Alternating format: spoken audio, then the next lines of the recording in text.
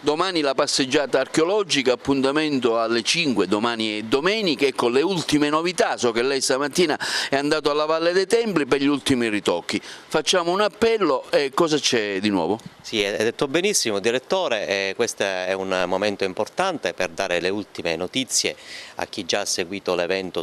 dopo la conferenza stampa che abbiamo avuto mercoledì scorso. Abbiamo avuto in diretta la disponibilità del Comune, questo è il fatto importante che bisogna comunicare,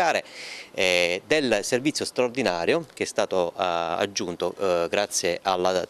disponibilità della TUA, con un servizio navetta che partirà da Piazzale Ugo La Malfa e farà Piazzale Ugo La Malfa Tempio di Giunone a rotazione continua a partire dalle 17 di domani. Ovviamente ci sarà da pagare il biglietto e quindi avremo la possibilità di non intasare il parcheggio che già di suo è abbastanza limitato come posti e poter scendere con comodità direttamente all'ingresso di Giunone. Il resto, le informazioni sono state già diffuse con i social, sul sito del distretto Lions di Agrigento, sui siti delle associazioni che sono veramente tantissime, magari adesso provo a elencarle, che hanno patrocinato l'evento, sono più di 40 associazioni.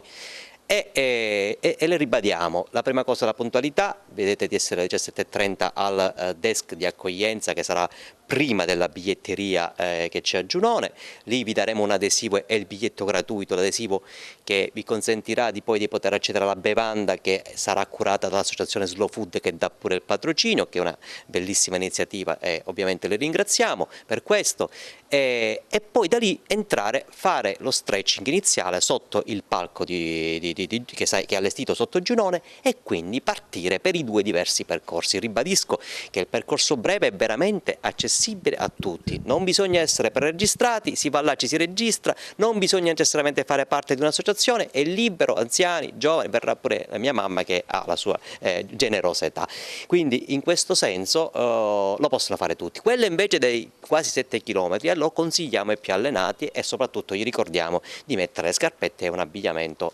adeguato. Quindi è un giorno di festa per Agrigento che valorizza assieme alle associazioni che la stanno patrocinando questa importante, sana abitudine che è la passeggiata veloce, e per questo ci aiuterà anche a comprenderne meglio, come dire,